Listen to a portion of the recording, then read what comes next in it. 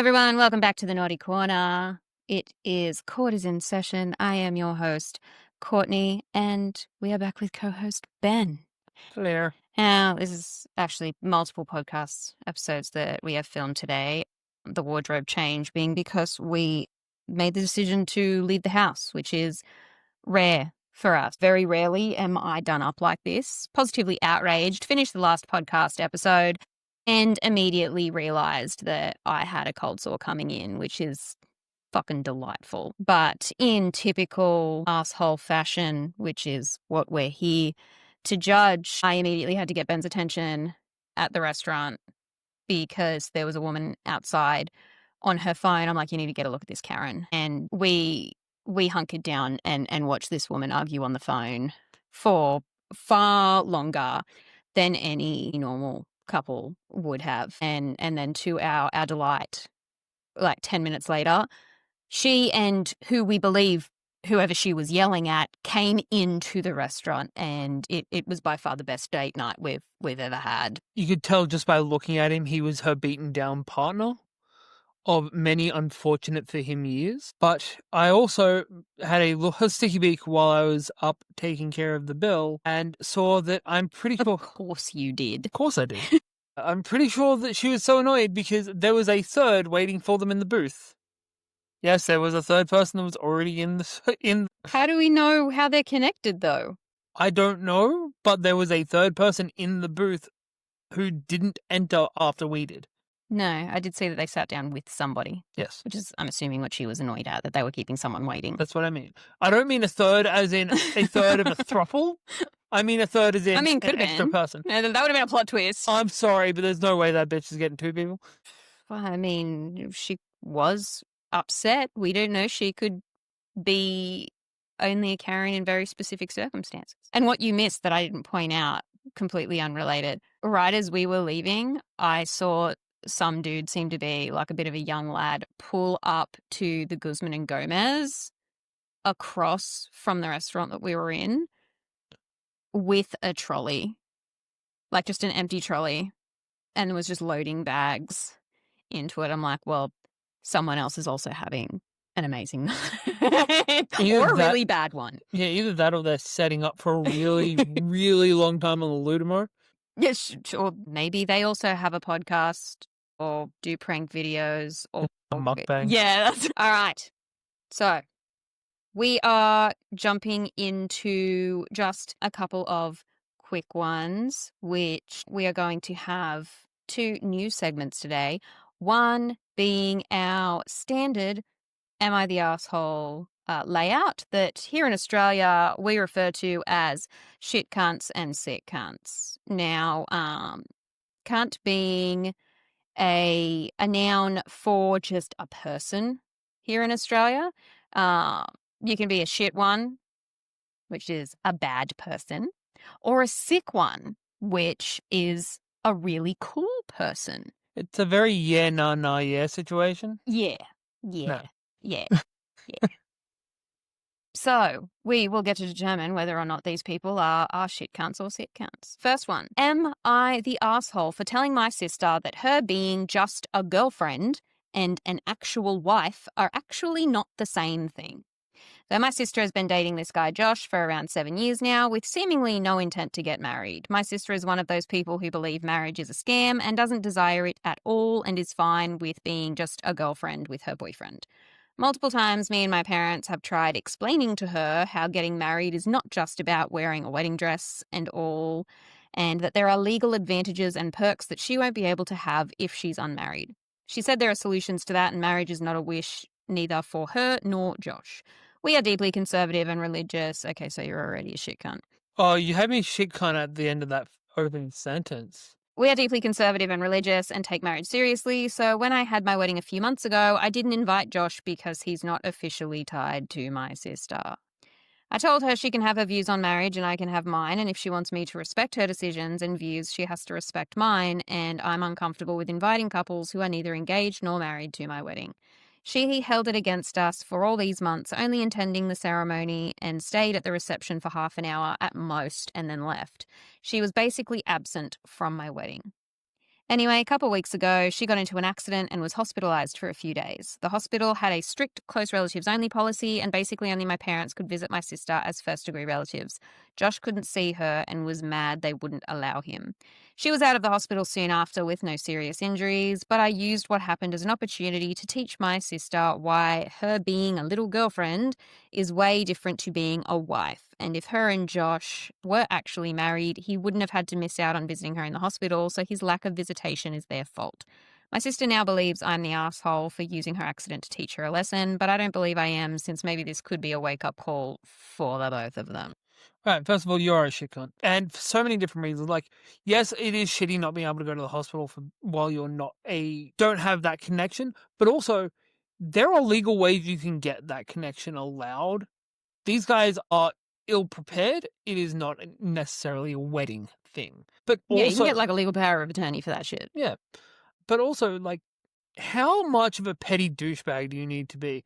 Because I can almost guarantee that this OP hasn't been with their partner for the 7 years that these guys have been together. I I don't know. I can't guarantee that. But the vibes they're giving off are very much oh no, look at me, I'm getting married before you, and I'm better than you because of it. Yeah, and that makes our relationship more valid than yours because of it. Yeah, and if you want to be dating somebody for the rest of your life, fucking go for it. What the hell does that have to do with your conservative arsehole? Well, considering they're describing it like that, I'm assuming this is American. But here in Australia, this shit doesn't happen because similar to California state law, you have like common law marriage here, where pretty much people are entitled to half your shit after you've been living together for like a year. So as soon as there is cohabitating occurring and there are sharing of assets, in the eyes of the law, you're pretty much considered married anyway. And even in the event of an accident, they're still going to take your opinion at the hospital of who you want in and out. So that's not really this situation just would not happen here. Yeah, I also, again, completely on vibes. This woman would have been the kind of person that was all for that lady who wouldn't make the gay wedding cake. I thought Like, that was a dude. no, I'm 90% sure, like, the big one that got blown up was a woman that ran a cake shop who refused to make cakes for a. Yeah, I thought that was a guy. The one that I'm remembering was a woman, but I can almost guarantee it happened with multiple people. Key comments. You're the asshole. This may well be a wake-up call to get the paperwork they need in order, but that doesn't mean marriage or conforming to your standards. Hospitals respect common law relationships as being close family. The family obviously made it clear to hospital staff that he was not to be included, which is just sickening. Yep, my significant other and I have been together almost 10 years. Never once has he been turned away at the hospital while I was there for not being legally married. That's what I thought. They prevented him from visiting, not the hospital. Terrible. Yeah, the only times where things like this actually started happening were during COVID, where even people that were common law were having trouble actually being able to go into the hospital unless they were like private hospitaling.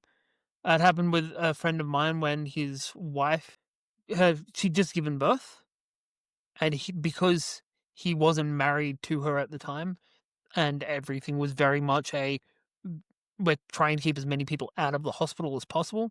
He wasn't allowed in to see her or his child until it was time to pick her up. Well, that happened to us. Ben and I were married, and I gave birth in July of 2020. So Australia locked down from like mid to like last couple of weeks of March. In a lot of my appointments leading up to the birth, Ben wasn't able to be in there at all. And then it was only once we actually went into the hospital that you were able to come with me. But no one else. It was like siblings could be brought in for a visit, but even like my mother-in-law who brought my son in for that visit, she wasn't able to come up and had to go down and get our son. It was a maximum people per room issue in that situation. Yeah, but even then the rules were siblings could Yeah. be brought up, like other children, but not anyone else. These guys, even when she was giving birth, he wasn't allowed to come with her because there was too much of a separation for them to be willing to have it. Okay. Next one. Am I the asshole for criticizing the music my girlfriend listens to get ready for work? I'm so glad I have headphones. See, like, you're going to go straight to the, you're always an asshole for criticizing someone else's music, but what if it's like the Imperial Death March or like some like high-end symphonic stuff that genuinely like irks the fuck out of him? See, if somebody's playing the Imperial March as they're getting ready for work, that's a fucking boss move. Yeah, as soon as I said it, I'm like, okay, that's actually a pretty good idea, especially given that when we leave the house to go to work, for the most part, it's to deal with teenagers. I wish it was still mostly deal with teenagers. My girlfriend's car is in the shop and won't be ready for another week or so. In the meantime, she asked me to drive her to and from work. No biggie since I'm working from home at the moment. She asked to play her pump up playlist on the way, and I said, okay. Her playlist starts blasting Cardi B and loud, really sexual music. My girlfriend knew almost every word and was rapping along with the lyrics. Halfway through our fourth Nicki Minaj song, fourth is spelt incorrectly. It's important for me to point that out. I had to pause it and ask her if this is really what she listens to on her way to work. It seemed totally inappropriate, like what you would listen to getting shit-faced and hitting on dudes at the club. She explained it pumps her up to chase after sales. I get wanting to be high energy to hit the sales floor, but the thing is she works bridal. Her work consists of convincing brides they have to upgrade their table settings, for God's sake. She's not leading a lady gang to battle. She pushes fancy napkins. I laughed at her, saying she needed to psych herself up for work, and she said I was a dick. Now her mum is driving her to work, and she hasn't been replying to my texts as much. I really don't think it's that big of a deal. I just really didn't like her taste of music and the excuse for blasting it so early in the morning. Alright, so 3 things. First up, music playing while you're getting ready for work and being contained in a car with somebody's music are 2 very different things. I would also have issue dealing with loud, boisterous music first thing in the morning, especially in a contained space like a car. But that's got nothing to do with the taste in music. That's just I don't deal well with that much going on at the same time, first thing in the morning. Second, why didn't she just borrow his car? Well, I'm assuming he also had to go to work. He works from home. If he's working from home, just borrow the fucking car. Third of all, you're an asshole. Let her play her pump-up music. What the fuck does it matter what she's selling? If she wants to be a boss, and that's her way of feeling like a boss, and that's the attitude she needs to have going into her sales, fuck it. Let her play her Cardi B. Not my cup of tea, but... Especially given that in those kinds of environments, how you carry yourself is really, really important. Yeah. But what's getting me here is the playlist starts blasting Cardi B, and then it goes halfway through our fourth Nicki Minaj song. I'm not sure whether or not this girl is listening to both of those artists or if he got them mixed up. Now, I'm going to be real. Unless you put photos of them side by side, I can't tell Nicki Minaj and Cardi B apart. But if you don't know, there is currently a big beef between Cardi B and Nicki Minaj right now. But I'm just surprised that both of them ended up on the same playlist. I'm not. They have the same energy. But also, like, everyone... Sorry, this is going about what you're saying, not about this guy. Every musician needs to have the Eminem rule. It's fine to talk shit about you. Don't fucking touch the kids. Well, yes, but anyone who's ever done that to Eminem Has learned real fast. It never lasted long. What I'm hearing is people need to be getting better at revenge tracks. Don't know what. Diss tracks. No, because a diss track would be what they're doing to M. There's got to be a proper term for retaliation. Well, it's a clapback. And they need to get better with their clapbacks so Clapback everyone else won't come at them. But also, let your partner get some WAP and then get some money. Just because you're not giving her a WAP. Yes. You Ben Shapiro motherfucker. Yes, calm down, Ben. We have an edit. I didn't mean to downplay her work. It makes her happy to be in the industry, and even though I think weddings are overrated, I'm really glad she gets to work in something she's passionate about. I came across as even more of a dick in this post by what I said about her work, but I've never said anything demeaning about her work to her. When I laughed at her, I thought she'd think it was funny too that she was listening to intense party music for her sweet and prim job. Obviously, I was wrong and an asshat. I offered to drive her again anytime she needed it. Look, you would be surprised at the music that is played on the way to work at a high school or primary school for that matter. Like, one of the guys I used to work with at one of the high schools gave me a lift a couple of times, and the entire ride for about half an hour was just Metallica and Black Sabbath and, like, your heavy metal music, and it was what he needed to deal with everyone's precious children. And I feel like if he was working in this setting, he would do the exact same thing because he needs it to deal with all of the brides. You want to hear some comments? Always. You're the asshole. Why do you have to go out of your way to shit on something that obviously makes your lady happy and gets her ready to enjoy her day? Yeah, you're the asshole. Because OP likes to be a party pooper, apparently. You're the asshole if you didn't like the music. Tell her that and ask her to compromise. There was no reason to both belittle her music and her job, both of which you did in this post. He sounded like Ben Shapiro reading lyrics from a Cardi B song. OP does sound like a dry-ass P-word. I'm wondering what OP's music taste is that's so superior, but regardless, there's no harm in what the girlfriend enjoys. What gets her pumped for work here? I really doubt OP's music taste has lyrics that directly correspond to his job either. You're the asshole. He's just reminding me of, there's a thing that pops up on my feed occasionally that's what's the male equivalent of wet-ass pussy? And it's these guys singing a song called Lad, which stands for little ass dick. Because this guy has tiny dick energy. Next comment. Don't let them fool you. OP is Ben Shapiro. Dear Liberals, if there's no God, why do I grunt, oh God, while jerking off to pictures of AOC's feet? Checkmate, atheists. Ben Shapiro.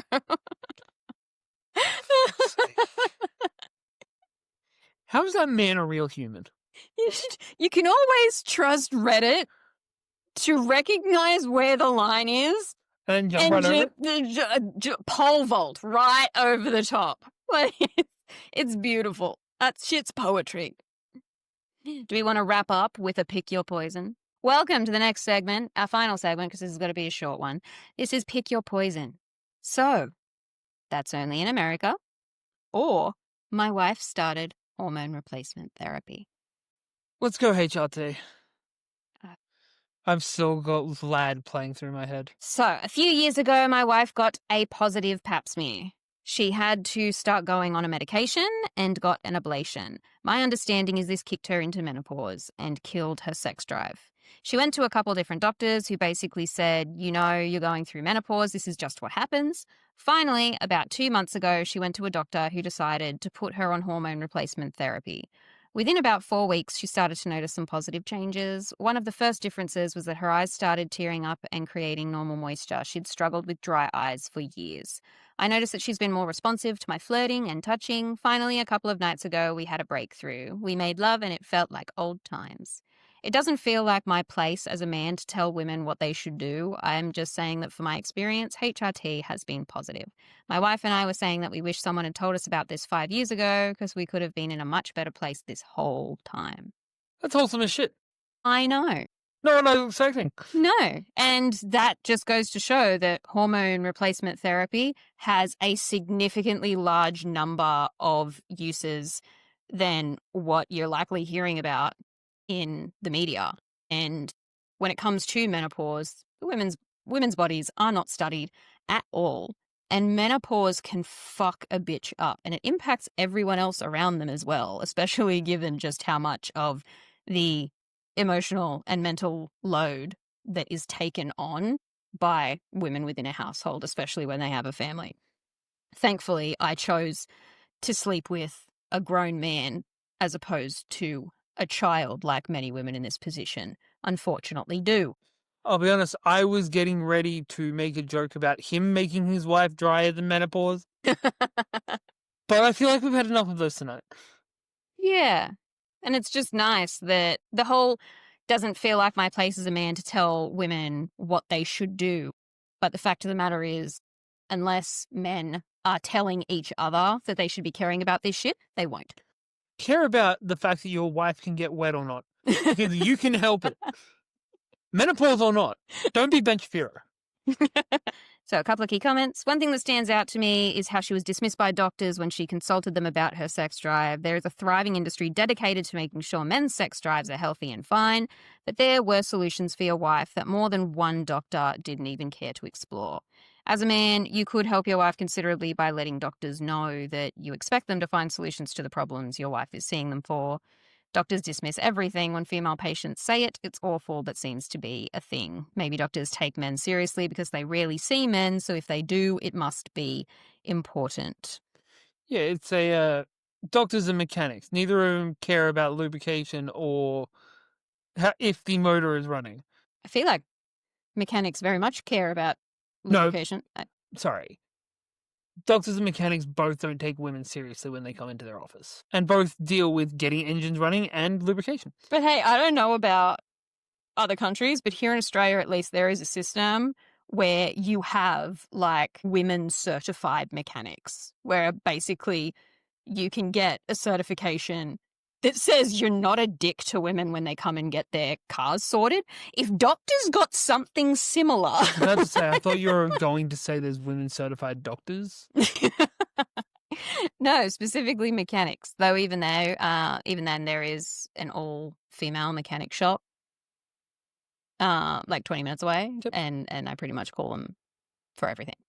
When I was at work the other day, they were talking about one of the women that I work with was talking about taking their car to a mechanic, and they were talking about how one of the local shops has a young girl doing the job now as well, and even though they really respected her for doing it, they still weren't going to trust her with their car in a male-dominated industry. I'm like, I don't even expect this from the old men that work here. You guys, you ladies should really be trying to bolster up other women rather than just like, hey, I'm not trusting you with my car because you don't have a dick. Honestly, they have roughly equal chance of fucking up your car when it comes to, female versus male, but they're far less likely to overcharge you for it. I'm going to disagree. I feel like female mechanics are significantly less likely to fuck up your car because there is so much more pressure on them and they need to have everything down to a T. This reminds me that I need to bring up the UE ad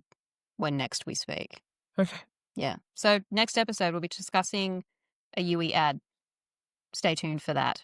Benjamin, if you and your jangly keys could say goodbye to the recording, that'd be great. That'd be great.